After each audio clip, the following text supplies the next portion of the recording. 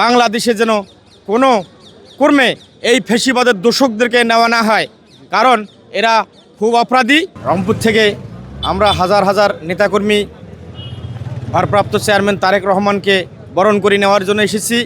আমি ভারপ্রাপ্ত চেয়ারম্যান তারেক রহমানের দৃষ্টি একটি কথা অনুরোধ করব যে বাংলাদেশের ফ্যাসিবাদের দোষক যাদের কারণে আপনি লন্ডনে গিয়েছিলেন, তারা যেন বাংলাদেশ জাতীয়তাবাদী দল বিএনপিতে কোনো অংশগ্রহণ করতে না পারে। এই দৃষ্টি আপনাকে আমি অনুরোধ করছি যে আমাদের বিএনপির নেতাকর্মীকে এই জিনিসটায় বুঝতে হবে যে আজ তিনবারের সাবেক প্রধানমন্ত্রী দেশনেত্রী বেগম খালেদা জিয়া অসুস্থ হয়ে এবার কেয়ার হাসপাতালে ভর্তি আছেন।